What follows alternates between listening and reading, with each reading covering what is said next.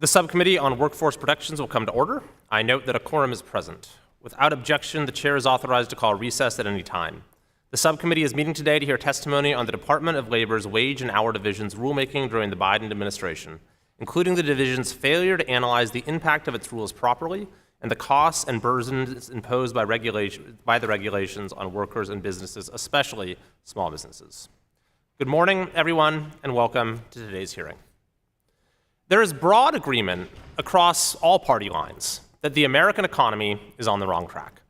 After 2.5 years of unprecedented spending and unconstrained regulation, 90% of Americans remain worried about high prices, and 88% are worried about the future of the economy. Fewer than 1 out of 3 Americans approves of President Biden's handling of the economy.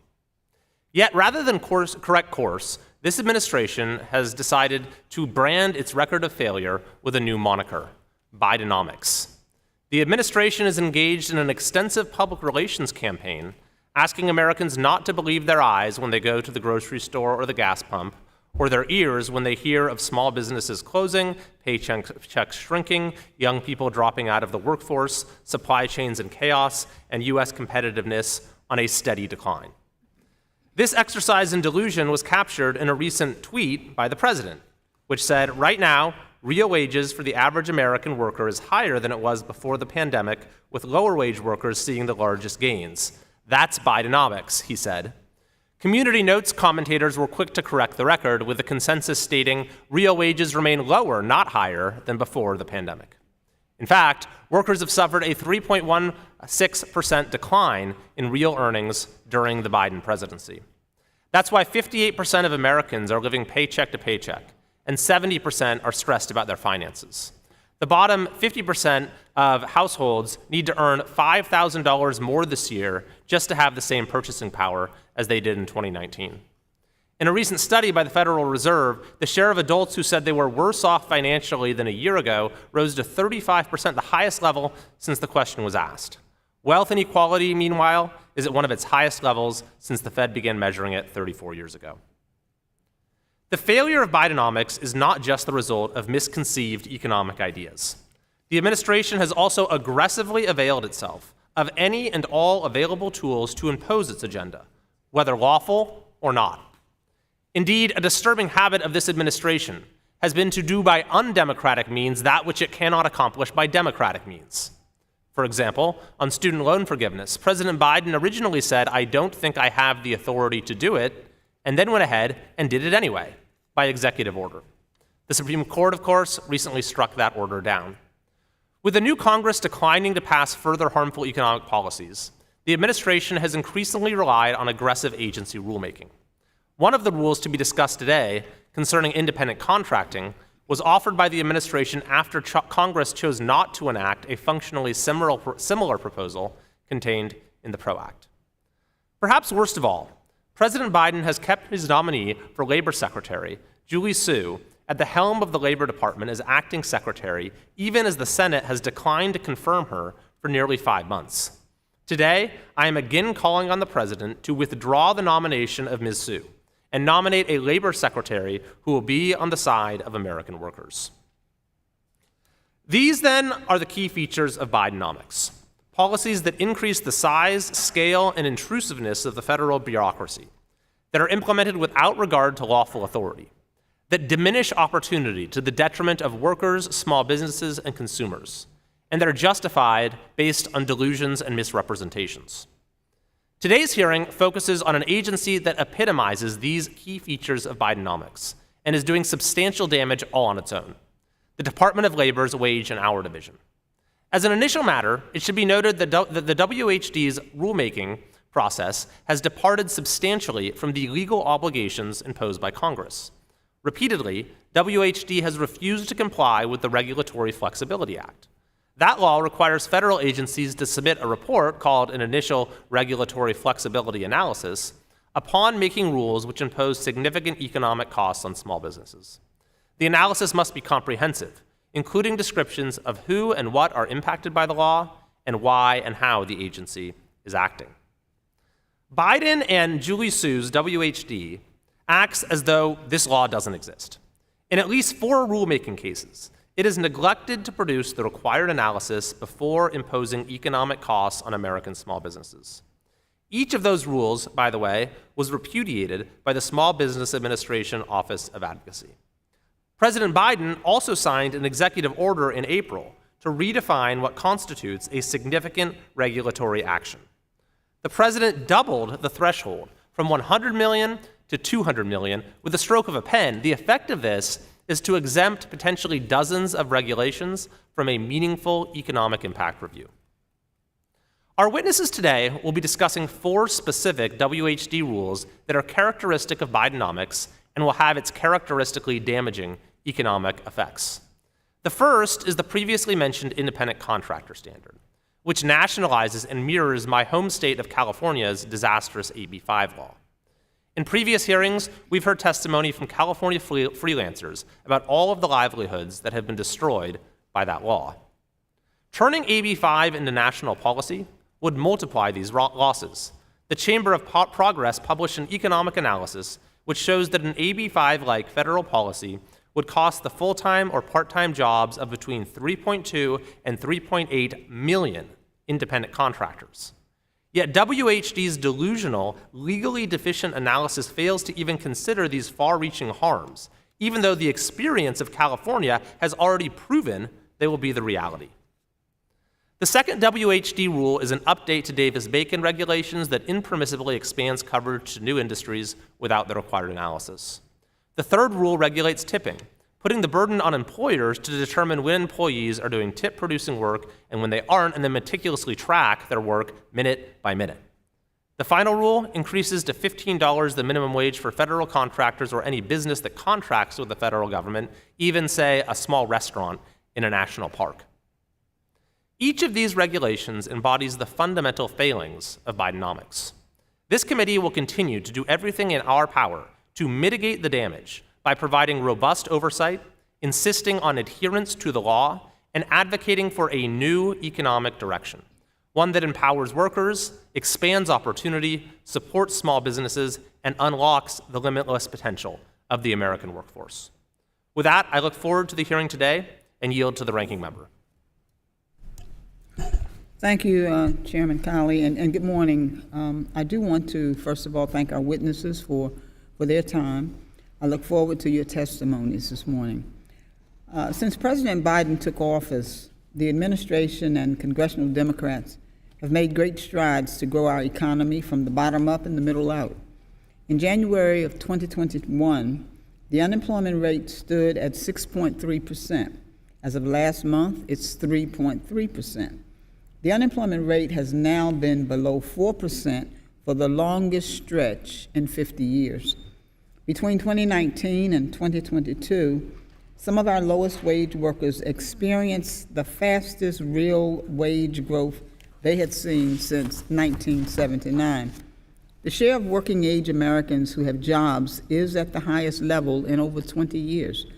For women between the ages of 25 and 54, the labor force participation rate has never been higher, reaching 77.8% in the latest jobs report. And Black Americans are participating in the workforce at a higher rate than ever. In short, workers and families are experiencing historic wage growth, historically low unemployment rates, and a booming job market, 13.2 million jobs since President Biden took office and counting. This historic economic growth is no accident.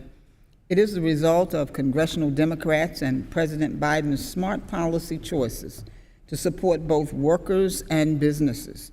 But my Republican colleagues do not want to hear this evidence of a strong economic recovery. Instead, they prefer to paint a bleak picture of the economy and argue that now is not the time for regulations to safeguard the economic security of working families. Our Republican colleagues may be quick to attack the Department of Labor's Wage and Hour Division, but the most dangerous proposals for our economy are the ones coming from extreme MAGA Republicans who want to turn back the clock and reinstate failed Trump-era policies. For instance, the prior administration gave unscrupulous employers a free pass to misclassify workers and deny them critical protections such as minimum wage, overtime, health and safety standards, unemployment workers' compensation, and their right to organize. It's time to face the facts. Without strong safeguards in place, workers will continue to be vulnerable to misclassification, to wage theft, and other violations of their rights that wind up costing working families and all taxpayers billions of dollars. We need a wage in our division that is stronger, not weaker, and has the resources it needs to fulfill its promise to working families and law-abiding business. And let's be clear, my Republican colleagues may not like the economic analysis being done by the wage in our division, but each of the rulemakings being discussed today were accompanied by pages of economic analysis, including impacts on small business. No corners were cut, period. And if the Biden administration's rulemakings are so catastrophic for small business, then why have Americans filed record numbers of applications to start small business in 2021 and 2022? If the sky was really falling, as some might suggest today, wouldn't there be a chilling effect on those rushing to start small businesses? Last week, the House Appropriations Committee advanced its FY24 Labor H Appropriations Bill that proposed slashing the wage and hour division's budget by $75 million. My Democratic colleagues and I strongly oppose this cut to the wage and hour division's budget, and anyone who is legitimately concerned about wage and hours ability to conduct their vital mission should be as well. My Democratic colleagues and I believe that we do not have to choose between a robust economy and one that affords workers basic dignity and respect. And this is why we'll continue to put people over politics and support an economic recovery that grows from the bottom up and the middle out. I want to thank our witnesses again for their time. Mr. Chairman, I yield back. Pursuant to Committee Rule 8C, all committee members who wish to insert written statements into the record may do so by submitting them to the committee clerk electronically in Microsoft Word format by 5 p.m. after 14 days from the date of this hearing, which is August 1st, 2023. And without objection, the hearing record will remain open for 14 days after the date of this hearing to allow such statements and other extraneous material referenced during the hearing to be submitted for the official hearing record. I will now turn to the introduction of our distinguished witnesses. The first witness is Mr. Jonathan Wolfson, who is the Chief Legal Officer and Policy Director at the Cicero Institute, which is located in Austin, Texas. The second witness is Ms. Elizabeth Melito, who is the Executive Director of the National Federation of Independent Business Small Business Legal Center, which is located in Washington, D.C. The third witness is Dr. Aaron Sojourner, who is a Senior Researcher at the W.E. Upjohn Institute for Employment Research, which is located in Kalamazoo, Michigan. And the fourth witness is Ms. Rachel Gressler, who is a Senior Research Fellow at the Heritage Foundation, located here in Washington, D.C. We thank all of the witnesses for being here today and look forward to your testimony. Pursuant to committee rules, I would ask that you each limit your oral presentation to a 5-minute summary of your written statement. I would also like to remind the witnesses to be aware of their responsibility to provide accurate information to the subcommittee. I will first recognize Mr. Wolfson. Thank you, Chairman Kiley, Ranking Member Adams, and members of the subcommittee. Good morning, and thank you for having me today. It's an honor to testify before this subcommittee on agency responsibility to fairly analyze the costs and benefits of potential regulations and Congress's role in scrutinizing those analyses. My name is Jonathan Wolfson. I'm the Chief Legal Officer and Policy Director at the Cicero Institute. Previously, I had the honor of serving as the head of the Office of the Assistant Secretary of Policy at the U.S. Department of Labor. I will focus my remarks on 4 key points. First, we need transparent, accountable regulatory processes. Second, DOL's Wage and Hour Division is not fully evaluating the likely outcomes of its newest rules. Third, DOL is improperly using past guidance as evidence that the public is already on notice of its new regulations. And finally, Congress has an ongoing role to play to rein in DOL and other agencies to ensure proper constitutional balances of power. Regulatory agencies hold a unique role in our constitutional republic. They implement and enforce legislation passed by Congress and signed by the President. They play a quasi-legislator role, filling in the blanks where statutes leave things unclear. But unlike legislators, regulators can only act under the authority Congress has given them, and they are not accountable to voters if they write bad regulations. In light of these challenges, past Congresses and presidents have created a robust scheme of regulatory processes that must be followed. These processes encourage transparent rulemaking. Transparency means clearly articulating the need for proposed or final rule, providing the legal basis for the rule, the pros and cons of the rulemaking, including the estimated costs and real benefits expected to be incurred. And this allows the public to review the proposed regulations, submit comments, and fully participate in the rulemaking process. But even when the agency opts to make law with guidance, that circumvents the real purpose of the rulemaking process, or when they dismiss criticism or they misconstrue research to paint a more favorable picture of the process, the entire process will break down. The regulatory process protects the public from a system that would let unaccountable bureaucrats make laws. And Congress should do everything in its power to maintain these protections, even if those protections wind up slowing down regulatory changes that members of Congress or their constituents might prefer. The Wage and Hour Division has issued multiple proposed rules over the last year and a half. Generally, they argue that the costs of these regulations are low and that the benefits would far exceed the cost. Unfortunately, DOL is failing to fully evaluate the costs and benefits of these rules, which limits the opportunity for the public and Congress to decide whether and how to comment.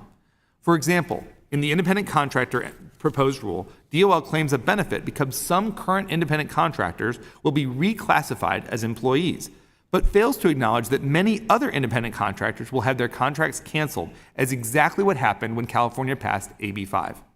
And in the federal contractor minimum wage final rule, DOL rejected a comment from Chairwoman Fox and Representative Keller about the disemployment effects from a higher federal contractor minimum wage, even though the department admits that the results of their proposal would depend on the size of the increase in the minimum wage. If you take the department's own calculations into account, you would see a reduction of between 39,000 and 210,000 jobs among federal contractor employees. In sum, the department's analysis to highlight the benefits and ignore the costs makes it more difficult for citizens to evaluate regulations, and it also greatly hinders Congress's oversight responsibility.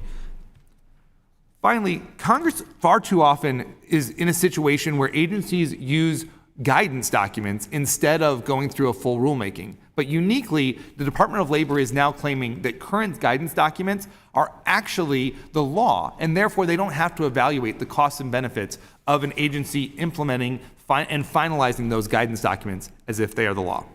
So what can be done? In light of these challenges, Congress can and should take 3 steps.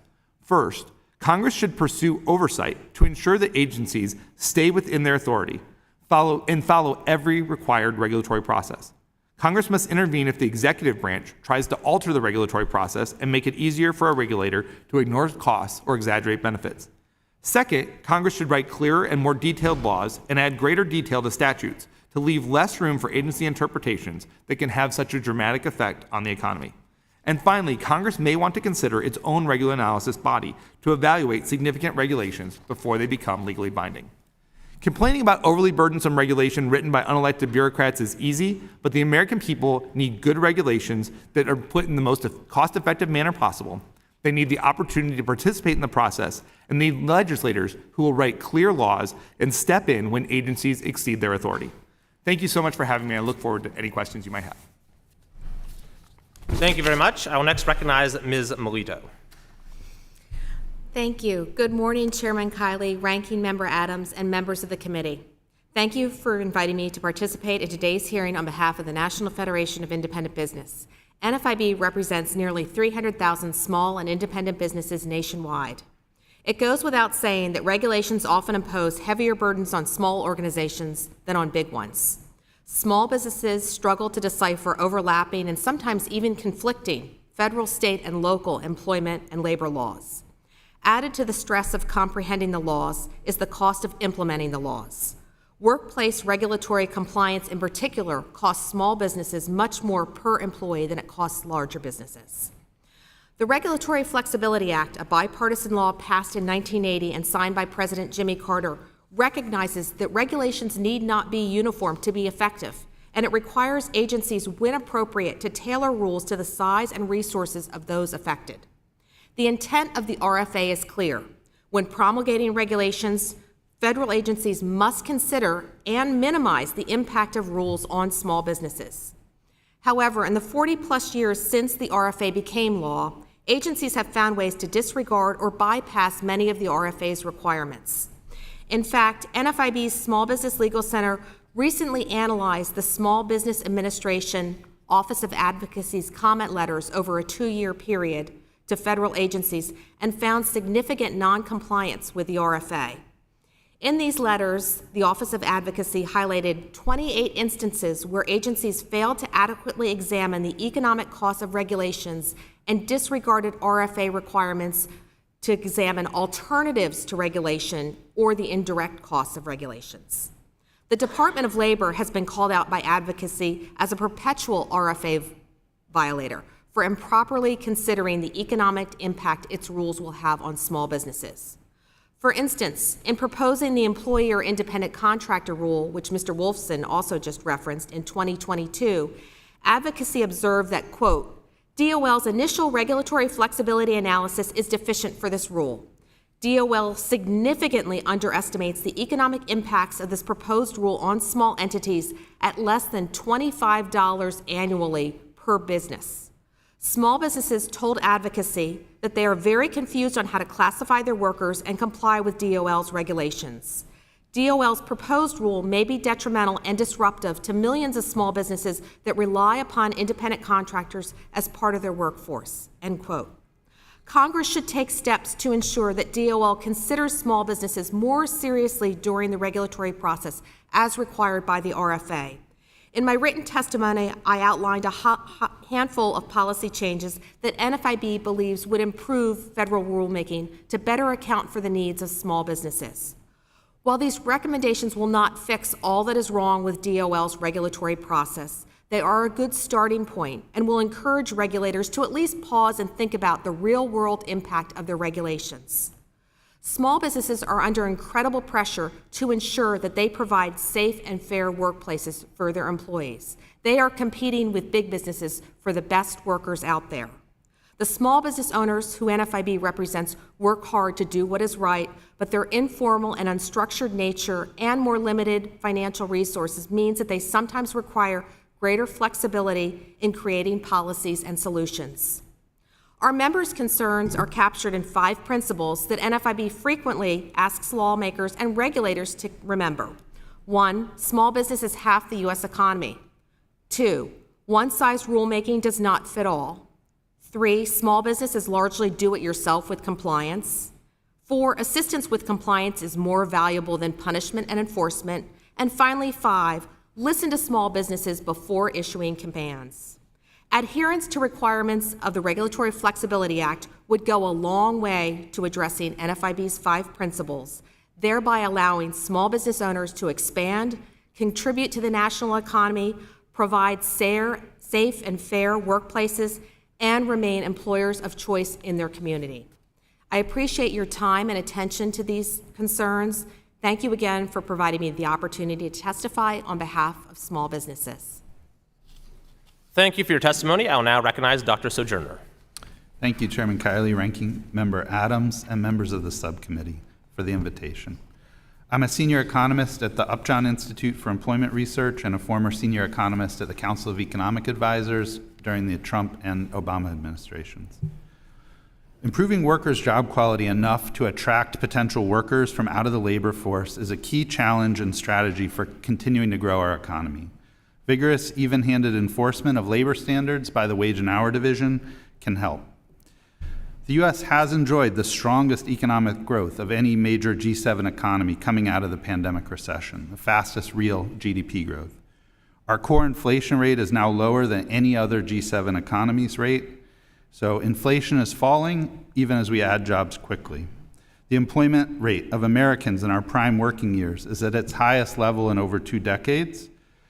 Employment rates are now about the same or higher for every age group of Americans than before the pandemic, except for senior citizens. Adjusting for inflation, average hourly wages are higher than before the pandemic, and wages are growing faster than prices. Employers are seeing a lot of profitable production opportunities out there, and workers are seeing a lot of improved earnings opportunities.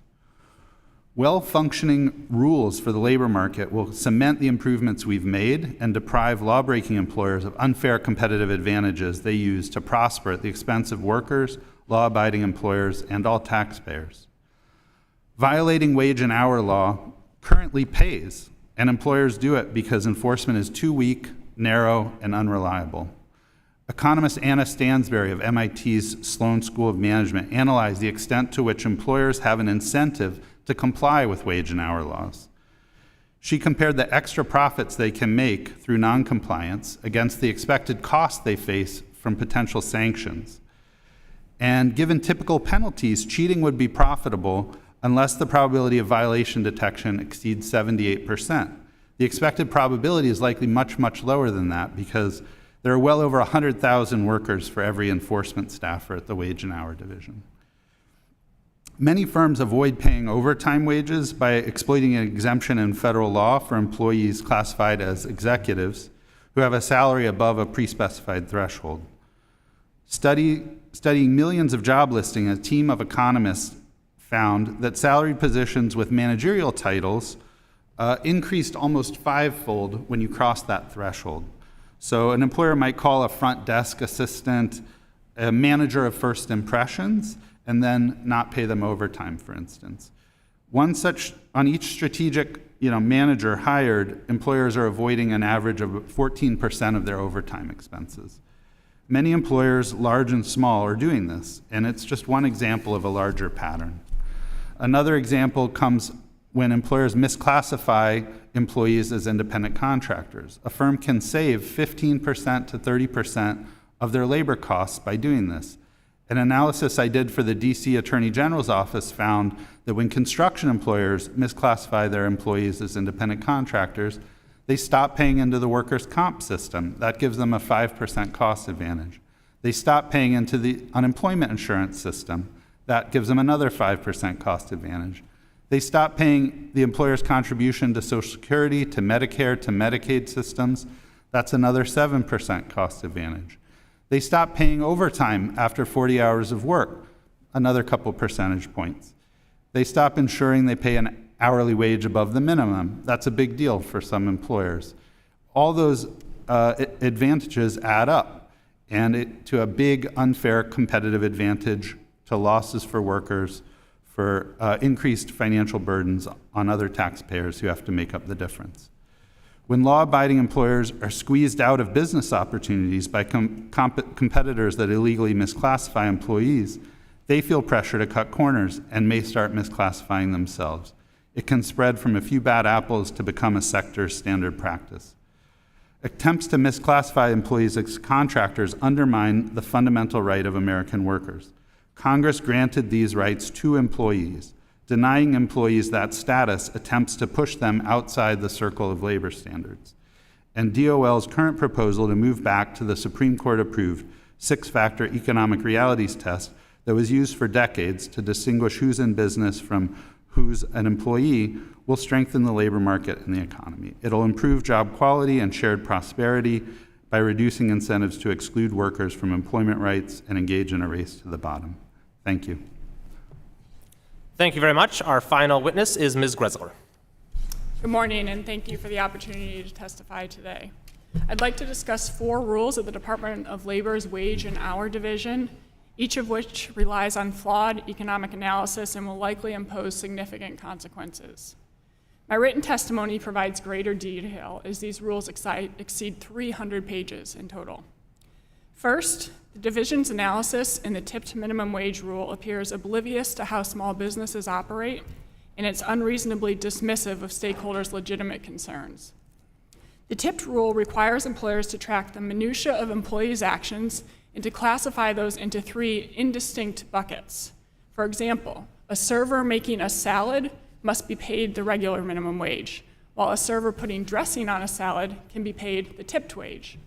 A server who wipes up a spill would be paid different rates depending on the timing and location of that spill. Short of employers purchasing sophisticated payroll systems to classify hundreds of different actions and then installing AI monitoring systems to track employees' actions, compliance is likely impossible. The second rule increased the minimum wage for federal contractors to $16.20 per hour as of this year. In its analysis, the division acknowledged and then it ignored something called spillover effects, claiming that it couldn't estimate such effects. Yet, the division cited a CBO analysis that provided an easy way for the division to calculate those effects. And then the division effectively refuted the purpose of a regulatory analysis, claiming that it didn't need to include spillover effects because the rule didn't mandate those to occur. The division also failed to consider how its minimum wage rule will disproportionately hurt workers and employers in lower cost areas, because $16 per hour in Mississippi is like $37 hour minimum wage in DC. Minimum wage increases also have consequences for workers that the division failed to recognize, such as lost jobs, lost health insurance, fewer hours, and irregular scheduling. Third is the rule regarding Davis-Bacon Act, or DBA, wage rates. Both the GAO and the Inspector General have criticized the division's calculation of DBA rates for relying on unscientific methods, and the proposed rule exacerbates those problems. For example, a scientifically sound sample size has at least 30 observations. The DBA's proposed rule would cut the minimum sample size down from only 6 today to a mere 3 observations. When assessing the costs, the division estimated that just one component of the DBA rule would increase compensation by $7,300 for each affected worker, but then it claimed it couldn't extrapolate that figure. It could have. For example, if just 10% of construction workers were affected, employer costs would have increased by $876 million. The DBA rule also fails to acknowledge how it will further exclude small businesses and 83% of construction workers who are not unionized from participating in federal construction projects. Moreover, the DBA rule would further drive up taxpayer costs, add to inflation, and exacerbate labor shortages, none of which the division acknowledged. Finally, in redefining how independent contractors and employees are classified, the division's IC rule would create tremendous confusion and uncertainty for millions of businesses and upwards of 50 million Americans who perform independent contract work. For example, while most employers currently consider just 2 factors when determining a worker's status, the rule requires that they consider at least 6 factors, and the number of possible combinations that could lead to a determination would jump from 18 today to 256. That math is irreconcilable with the division's claim that the IC rule provides more consistent and clear guidance. On costs, the division estimated only $25 in costs for small businesses and $5 in costs for workers to familiarize themselves with the 58-page proposed rule. It provided no consideration and no estimate of at least 7 other significant costs that would almost certainly total billions of dollars. Consequently, the proposed IC rule will hurt workers, employers, and consumers. It will take away income opportunities from parents, caregivers, and individuals with disabilities who rely on independent contracting for the flexibility that it provides. It will hurt small businesses that rely on contractors to compete with bigger companies. And it will hurt low-income families who don't own cars and rely on contractor-based apps for transportation and for grocery and diaper delivery.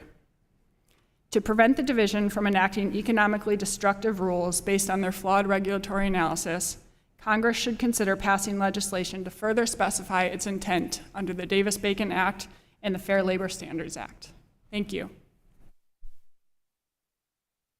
I thank the witnesses for their testimony, and under Committee Rule 9, we will now question witnesses under the 5-minute rule. Mr. Grothman is recognized for 5 minutes. We'll start out with Ms. Melito and the independent contractor changes. Could you give me some examples of ways in which people work as independent contractors right now and will not be able to if this rule goes in effect? Yes, thank you for that question.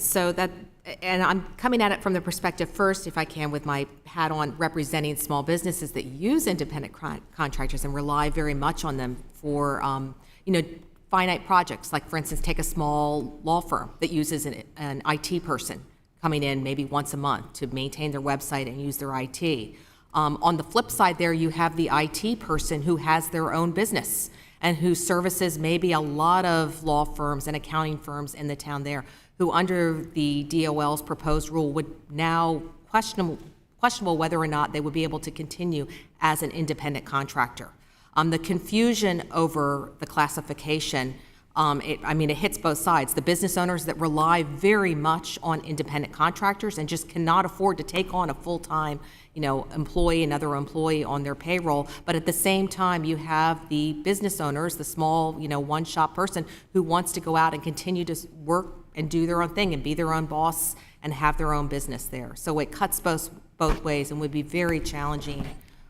Can you small give me businesses. examples in which people who want to work more and make more money benefit from being independent contractors?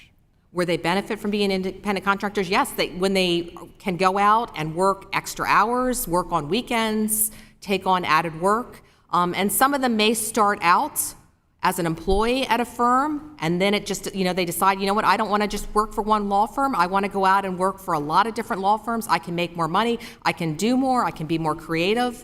I can be my own boss. I don't have to. I can work the hours I want to work. So if my goal is to make $100,000 a year, I may benefit by the independent contractor designation. It may give me more freedom to achieve my economic goals. Is that right? That's correct, and you can do it on your own time with more flexibility, too. Okay. Ms. Gressler, we'll talk about minimum wage a little bit. If we raise the minimum wage to $15 an hour, what type of person is going to be hurt? By that I mean, which type of person will less likely to be employed? So a minimum wage is not meant to be a career wage. The reason that we have minimum wages or lower wages, it's a stepping stone. So who do you hurt? You hurt the people who are just starting out in their careers. You hurt individuals who have disabilities, somebody who might have a criminal record, somebody who has come here and doesn't yet have strong English speaking skills. And so the problem with the minimum wages is it hurts the workers at the bottom end of the career ladder who are trying to get that experience to climb up. Okay, so in other words, if I've had a criminal record, and in some states, including Wisconsin, it's against the law to discriminate on the basis of criminal record, but people do. We know that. So if I have a record and I want to get back in the workforce, it's important for me to find an employer who will take a chance on me. And you're saying going to $15 on minimum wage will specifically harm the type of people with a spotty record. That's one of the groups it will harm. Right. How about older people? I always kind of wonder, if you're 70 years old and want to get back in the workforce, a lot of people, they balk at hiring somebody who's 70 years old. Will the raising the minimum wage to $15 an hour, do you think that will, say, specifically harm older people, our seniors, kind of targeting them, making it more difficult for them to find jobs? And when you're dealing with seniors, of course, you're dealing with people who already get Social Security, so they don't have to make, $40,000 a year on the job. Yes, I think it would harm them because there might be some discrimination in thinking they wouldn't be as capable as a younger worker, and even more so, the independent contractor rule would hurt those older Americans who might not want to be participating in a 9-to-5 job anymore or might not be able to, but are able to work if it's on their own terms and if they can be their own bosses. They're a little bit slower, right? Let's face it. If you're 72, 73 years old and want to work, you're a little bit slower. They might be physically slower, but they might be sharper as well. Okay. We'll ask Ms. Melito one more time on the independent contractor thing. Can you give examples in businesses in which somebody, by being an independent contractor, say in the sales area, financial services, is that an area where people right now are independent contractors and enjoy the freedoms of that, and quite frankly are sometimes very financially successful? Could you comment on the independent contractor and people in financial services?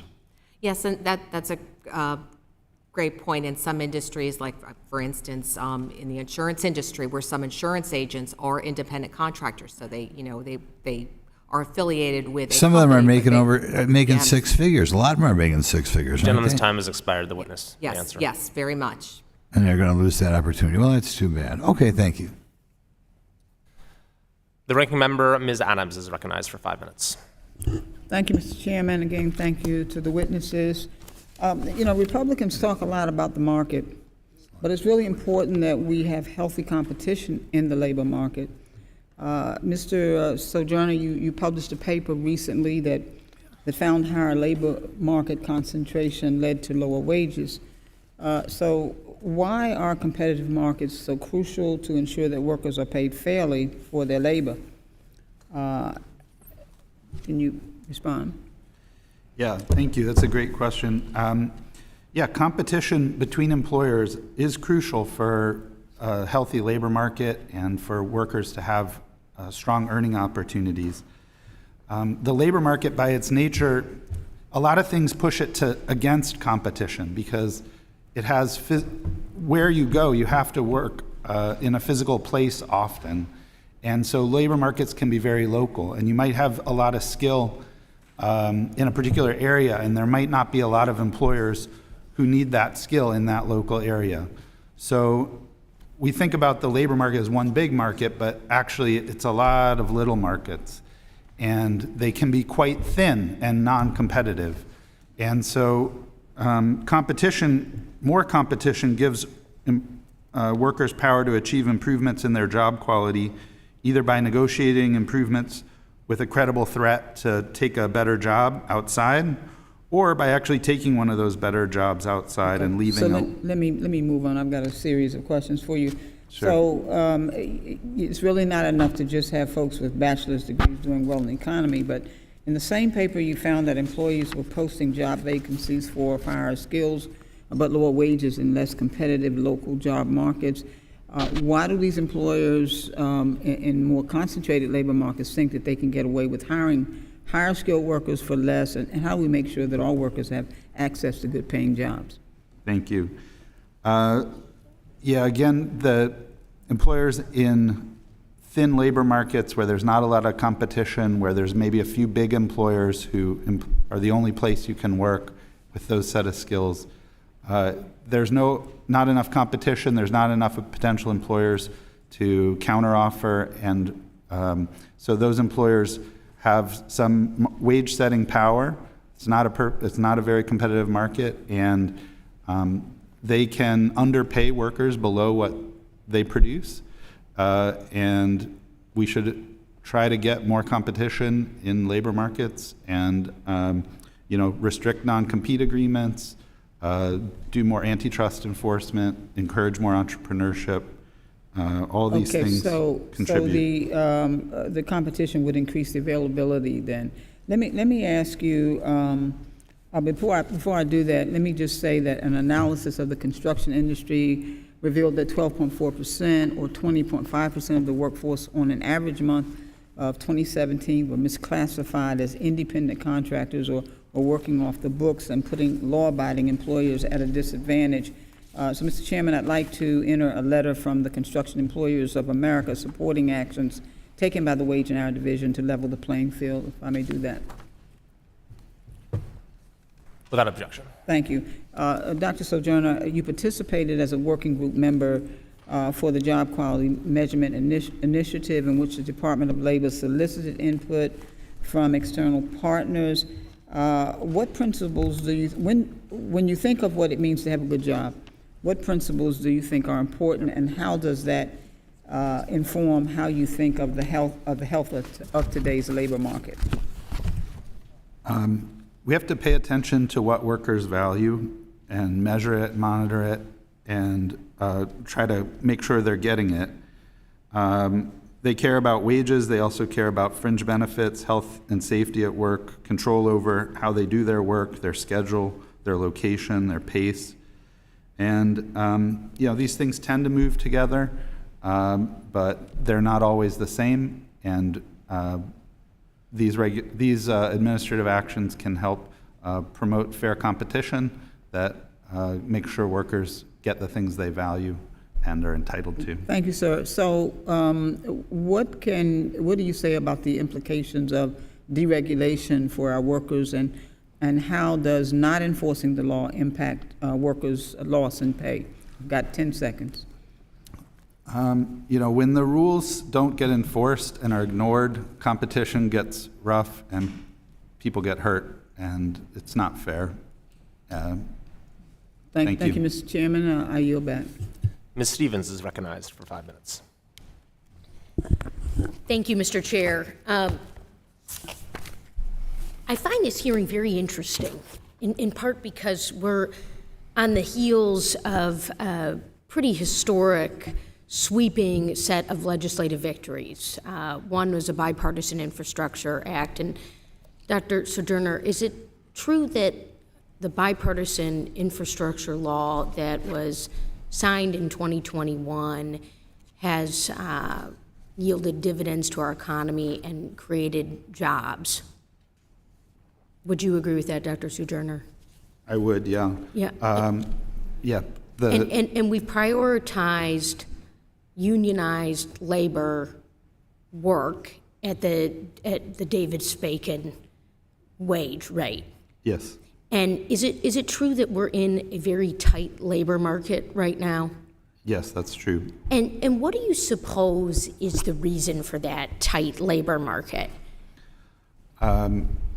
We have a lot of strong investment by the federal government in recent years that have said we're going to lower the cost of doing business by lowering transportation costs, making energy more affordable, and demand, subsidize investment in local manufacturing and American manufacturing.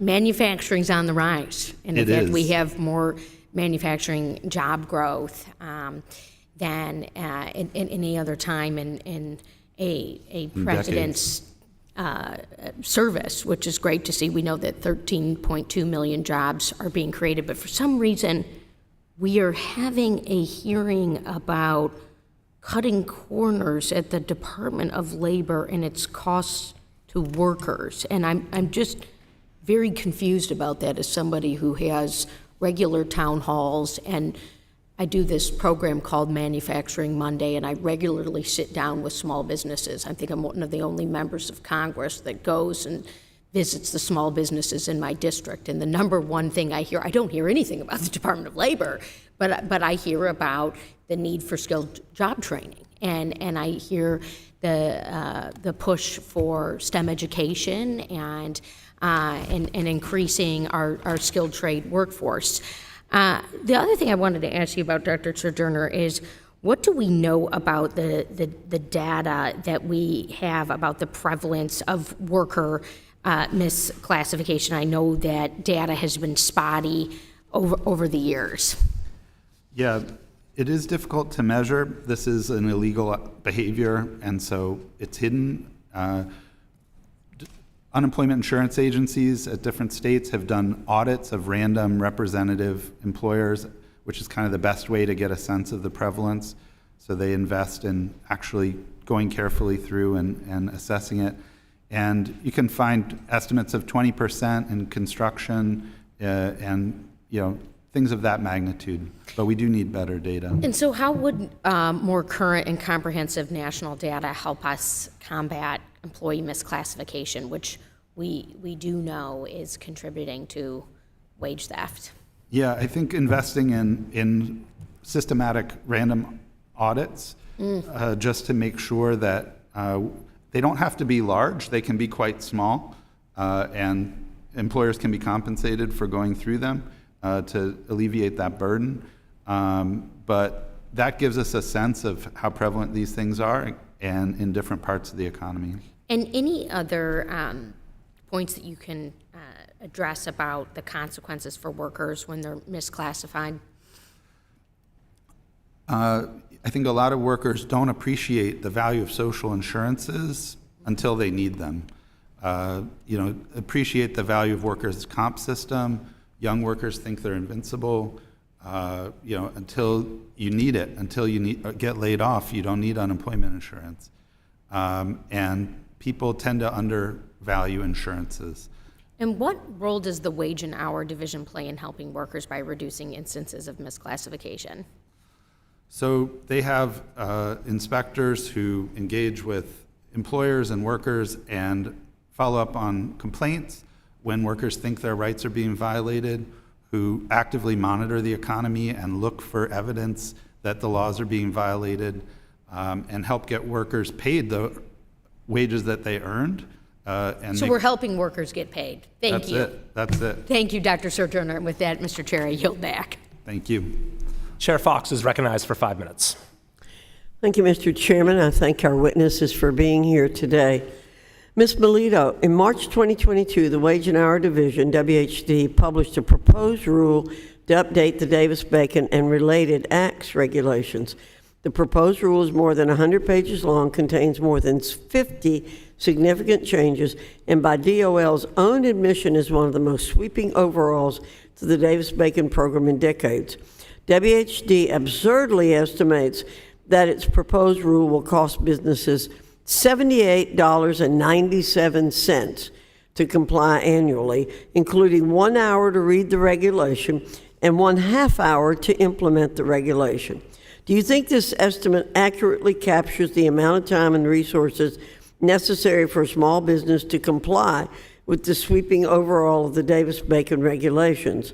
If not, would you agree that DOL has an obligation to assess the cost of compliance accurately for small businesses before issuing a final rule? Thank you, Chair Fox, for that question. And I think in response, it would be a yes and a yes, but I'll go on a little bit. Absurd is a great way to characterize DOL's regulatory analysis of this, and I've got some numbers here too. The whole NPRM, including the appendixes, was actually 432 pages or 118,450 words. And as you, I think, said, they estimated regulatory familiarization would take 1 hour. I think if you're reading 118,000 plus words would probably take over 8 hours at most. So, and the other thing too with regards to Davis-Bacon is it's going to hit small businesses the most. 82% of all construction firms employ under 10 employees, and construction companies that employ fewer than 100 employees comprise 99% of construction firms in the U.S. I think DOL should withdraw the rule because their analysis was so flawed. Thank you. Well, thank you very much. Ms. Gressler, DOL's tipped minimum wage regulation imposes an extremely complicated and cumbersome timekeeping mandate on employers that requires them to track their workers' tasks minute by minute. With such onerous requirements, is it feasible for a small business owner who runs a restaurant to comply with such unreasonable timekeeping requirements? No, I don't think it's reasonable at all, and I think that the division did not consider the stakeholders who were giving them examples. And for all of us here today, you are members, you run offices, consider what it would be like if each of your staffers had to be classified into the work that they're doing to be direct constituent services supporting, and not related to constituent services, down to every minute they are doing that. That's impossible for an employer to know what each individual is doing. And so the ways that they will respond will directly hurt workers. And just one of those could be to automate more jobs so that you don't have to deal with tracking actual people. Well, thank you again. Mr. Wilson, numerous independent workers have raised concerns that the net effect of DOL's independent contractor proposed rule will be to jeopardize their ability to continue operating their own businesses. In contrast, DOL provides an extremely low estimate of the cost of regulatory compliance and completely fails to provide an analysis of the economic impact of the proposed rule on small businesses.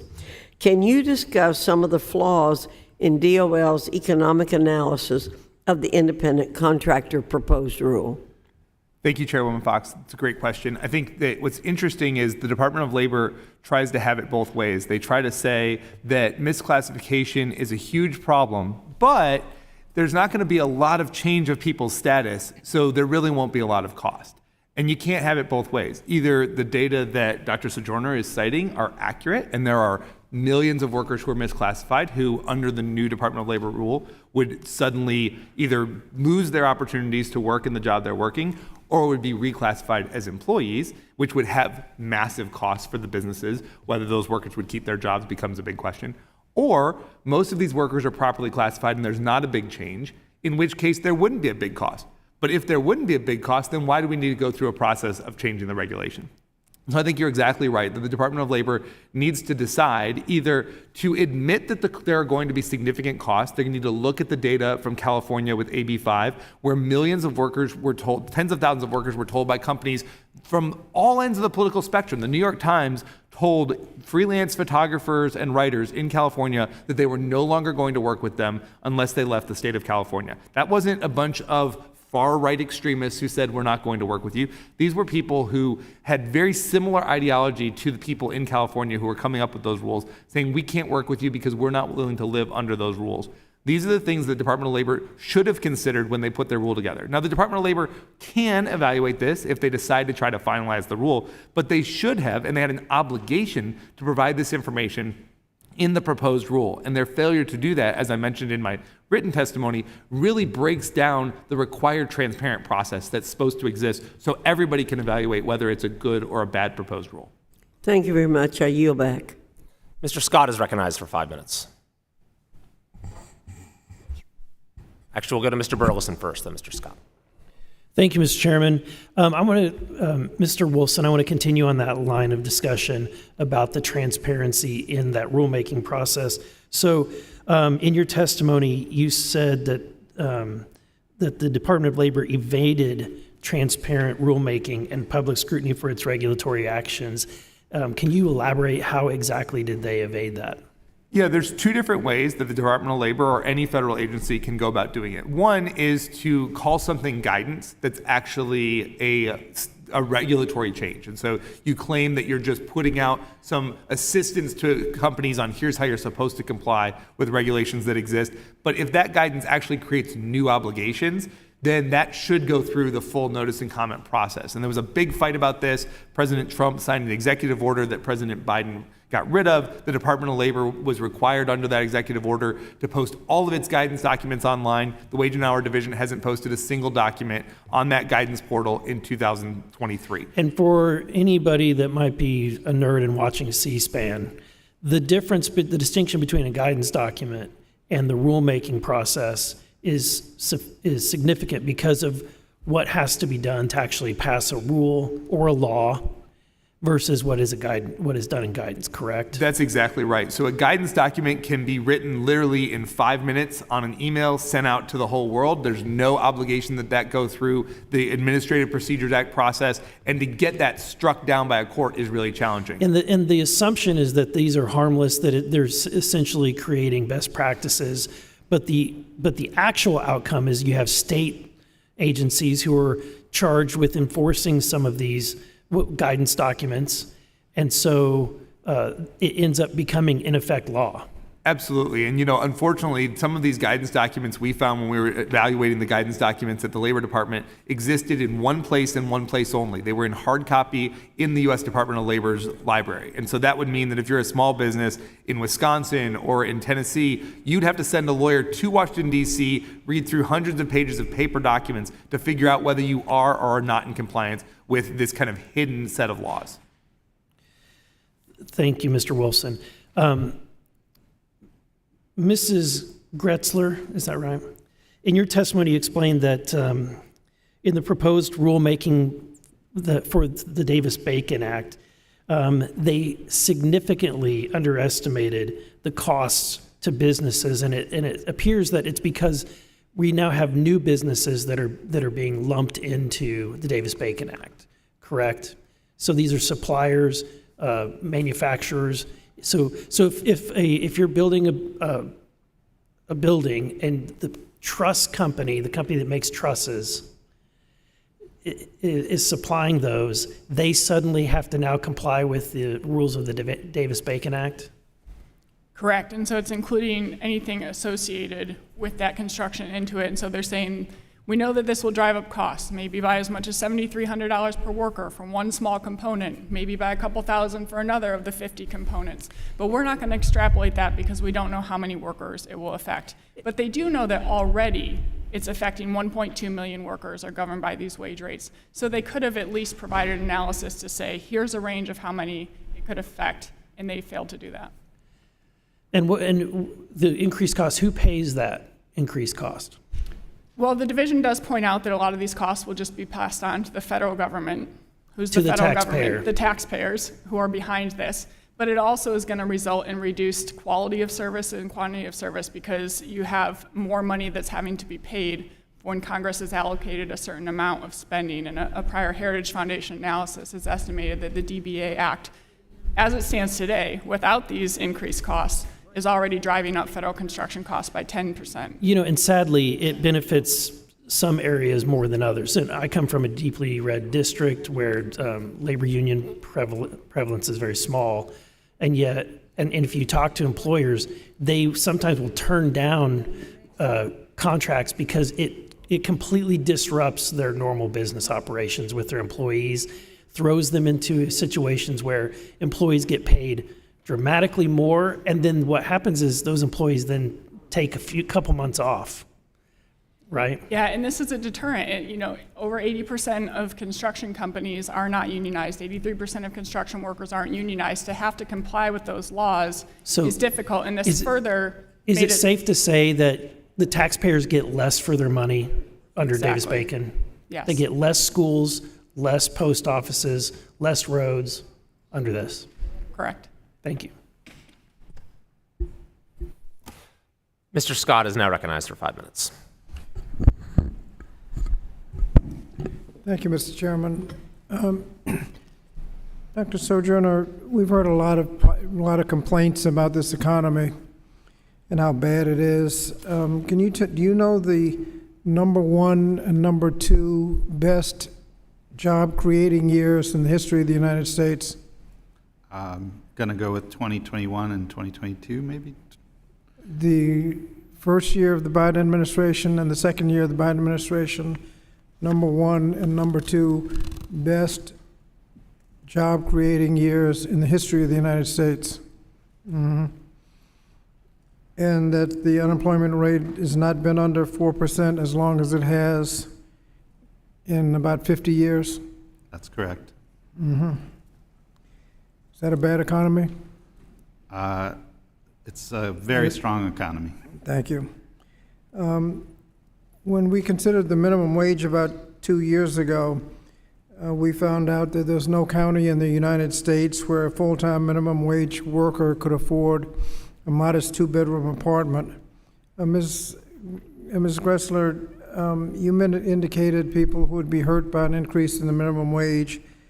Congressional Research Service had issued a report at that time that showed there'd be no job loss. Do you have studies that show job losses as a result of the increase in the minimum wage?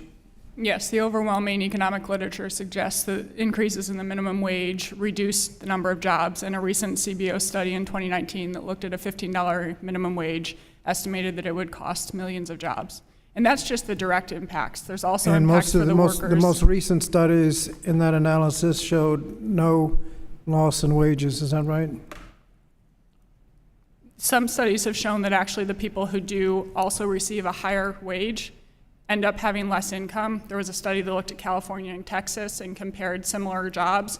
One experienced an increase in the minimum wage and actually found that their net income for the year went down by almost 12% because employers reduced their hours so much and also cut back on health insurance, retirement benefits, and led to more irregular schedules. The studies showed that Dr. Sojourner, are you familiar with the most recent studies on job loss and minimum wage? Generally, yes. My sense of the literature is that there's evidence around zero effects on employment. There's strong evidence that, on average, low-wage workers gain income on net from increases. They're making more per hour. If they're losing hours, they're getting other things they can do in that time. But the disemployment effects are very small, if at all. So. Thank you. I think you implied, Dr. Sertinger, about the incentives for employers to misclassify employees. It's my understanding that employees are entitled to certain benefits, but independent contractors are not, like minimum wage, overtime, health and pension benefits provided by the employer, OSHA coverage, workers' comp and unemployment compensation, is that right? That's exactly right. EOC, anti-discrimination, it's a long list. Does the wage and hour division have enough staff to track people down who are being misclassified and employers saving money by misclassifying? They have, for each, there's about 1,000 wage and hour enforcement officers to cover the whole economy, which is about 156 million workers. So it's well over 100,000 workers per inspection, per inspector. That's at very heavy odds against finding all the violations. And in fact, we have a lot of evidence they can't find all the violations. There's a lot of violations that happen every day that cheat workers out of earned income. And you also mentioned violations and wage theft. yes, exactly. So we need more wage and hour inspectors, not fewer? That's for you, Congress, to decide, but Well, it's very thin. Yeah, regrettably, I would support that. Yep. Regrettably, the budget now is contemplating cuts in inspectors. So I think we're going in the wrong direction. Thank you, Mr. Yes. Chairman. The testimony from the witnesses today has been very illuminating as to the real-world impact of these rules and regulations and how the Department of Labor is defying the will of Congress in not properly accounting for the costs of the regulations in the rulemaking process. And when I hear about what has been proposed and what has already been implemented, for me, coming from California, it's like deja vu, because a lot of these very harmful policies already exist in our state. So that raises the question, how has California fared under this regime of labor law that the Biden administration appears intent on copying? And the answer is not very well. California has the second highest unemployment rate of any state, has the lowest level of wage growth of any state, has the highest level of real poverty in the entire country, some of the highest levels of inequality. So I really find it difficult to understand why that is the model for this administration. Another thing that we've learned in California is that, the text of a statute or a regulation is one thing, but then the identity of its enforcer is another still. So as bad as AB 5 was as a matter of policy, it became even more devastating in the hands of a labor secretary who was intent on enforcing it as aggressively and ruthlessly as possible, even exploiting the COVID shutdowns to enforce it even more, put more independent contractors out of work, shut down more small businesses. And of course, I haven't chosen that example at random because right now we have a policy being proposed at the Department of Labor that copies that very law, AB 5, and the individual that the Biden administration wants to enforce it is the very same person who is the labor secretary in California, that of course being Julie Su. So Mr. Wolfson, can you shed a little light on how the identity of the enforcer matters so much in these circumstances and what the ultimate impact of these rules is going to be? Yeah, that's a great question, Mr. Chairman. I think that if you look at an agency that, to Dr. Sojourner's point, there's a number of enforcement agents, and every one of those agents is going to look at a situation slightly differently. And the problem then becomes if you have regulations that are not clear, you have guidance that is making law that is not just providing clarity so that businesses know what they can and cannot do, then each individual enforcement agent is empowered to decide that they do or do not like particular behaviors. And so that's not helpful when you go down to the lowest level of each individual enforcement agent, but it goes all the way up to the top of a department or an agency, because if those people have sufficient flexibility to enforce or not enforce laws that they like or don't like, or enforce it in ways that they do or do not like, then that makes it even harder for businesses to know whether they're in compliance.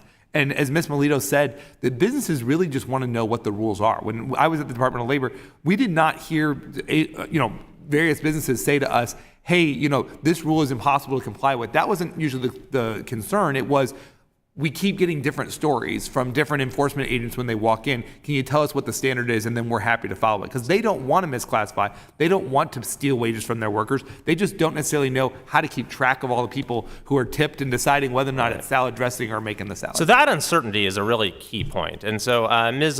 Melito, you represent small businesses and can tell us how damaging uncertainty is. Right now, we have a potentially enormous cloud of uncertainty that is going to be cast over all of the rules and regulations coming out of the Department of Labor, as the Biden administration appears intent on keeping Acting Secretary Sue in that role, perhaps indefinitely, even as the Senate has not confirmed her and her nomination has been pending for nearly 5 months. Indeed, her top supporter in the Senate, Senator Bernie Sanders, recently said she should stay in that role whether she has the votes or not. Now, we have a number of stakeholders who are watching this and I believe are prepared to challenge rules and regulations that are issued in that situation. So could you tell us a little bit about the effect that would have on small businesses having that cloud of uncertainty?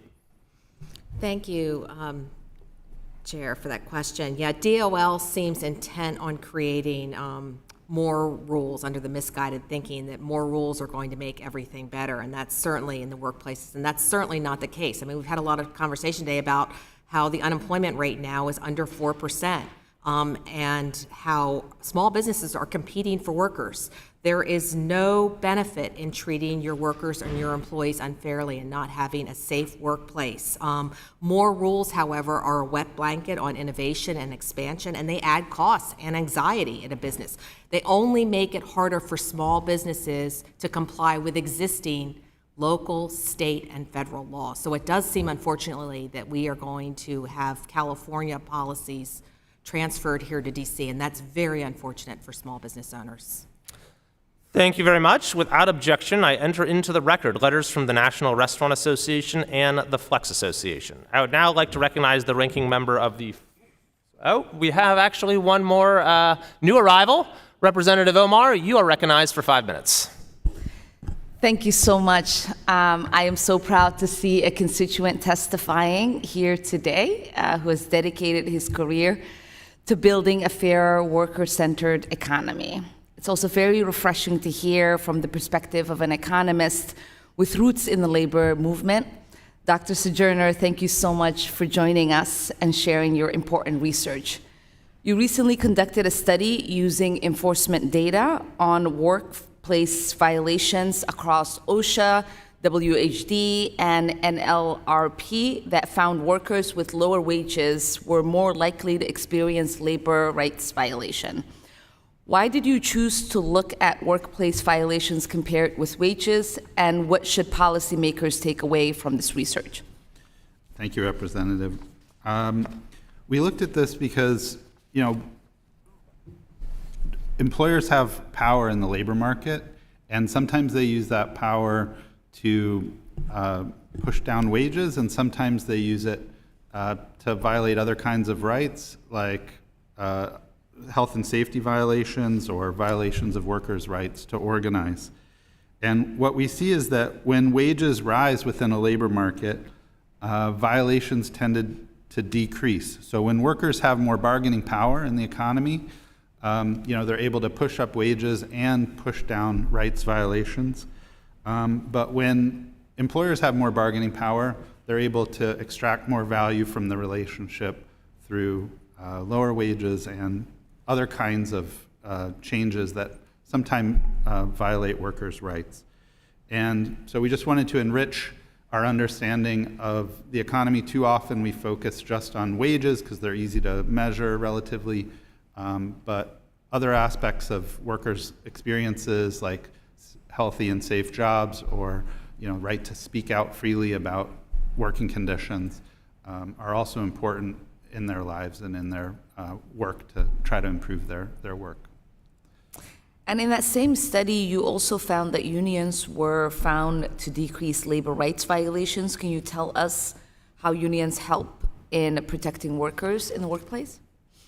Yeah, so unions are a way for workers to have an independent voice where they don't fear retaliation because they're not alone when they're speaking up about issues that they are confronting in the workplace and issues that they share with their coworkers, often involving bad management decisions or things like this. So it basically, instead of being alone, you have somebody standing beside you, and workers are more free, feel more empowered to speak up, to speak out publicly, to speak up to management, to speak up to enforcement agencies, and they have less fear of retaliation. So yeah, we can see that if we compare companies that, where in all the companies, the workers wanted to unionize, but in some of them, the union just lost the election compared to in other ones, the union just won the election. So there's nothing really that different. They all wanted to unionize, but some did successfully and some failed. Years later, you can see that workers in those unionized workplaces are more likely to speak up and file complaints. Mm-hmm. I've worked in places where we had a union and places where we didn't. I could definitely see that. Dr. Journal, you also conducted an interesting study looking into the availability of early childhood education in Minnesota. Yeah. You found that the average family in Minnesota lives in a location where there are nearly 2 children for every nearby slot of licensed capacity. Can you talk a little bit about what families had lower levels of access and how this impacted them? Yeah, thank you. And this is an important workforce issue too, in terms of especially equitable access to earnings opportunities for women and mothers and parents generally in the economy. Having access to affordable, high-quality care is a huge barrier to work and earning for a lot of them. So in Minnesota, what we found was, Minnesotans living in low-income communities had less access. Communities of color had less access, and there are moves to try to address those inequities. Yeah. Yeah. And I'm sure there's a policy recommendation for us to close that gap. So thank you so much for being here today and for your work. Thank you. I yield back, Chairman. I now recognize Mr. Scott for a brief closing statement. Thank you very much, Mr. Chairman, and thank you to our witnesses for joining us in this discussion. Today's hearing reaffirms the historic progress that congressional Democrats and President Biden have made to strengthen our economy. Now, complaints about the economy cannot diminish the historic job growth that we've experienced in the last 2 years. When we invest in our economy and workforce, we help ensure that businesses and working families see a return on the work they do each day. Workers should be able to go home confident that they have a government that works for them and helps them focus on their families instead of worrying about whether they can put food on the table and whether they will be cared for if they're injured on the job, which they are not cared for if they're injured on the job as an independent contractor as opposed to an employee. Moreover, our discussion reminds us that we still have more work to do, so instead of weakening protections for working families, I hope my colleagues will join us in continuing to grow our economy from the bottom up and the middle out and continue to build on our historic job growth. Thank you, Mr. Chairman. I yield back.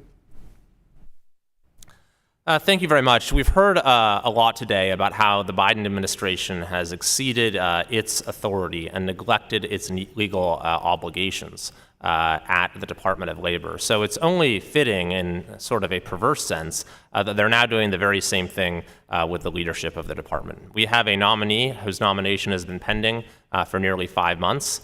There is opposition in the Senate across party lines, Democrat, Republican, and independent. And yet the administration seems intent now on keeping the acting secretary there indefinitely and is now resuming the rulemaking process. Allies of Ms. Sue have tried to claim that somehow there is legal authority for this, given the interplay of the Federal Reform Vacancy Act and the statute that created the position of a Deputy Labor Secretary. However, neither statute contemplates a situation like this. They refer to a temporary appointment, not someone who is nominated and then keeps the job even though they aren't confirmed. So I am again today calling upon the President to withdraw the nomination of Ms. Sue and to appoint a new Labor Secretary who will be on the side of American workers, who will take us down the path that states with good economic growth have had, not down the path of California, who will listen very carefully to the analysis that we have received today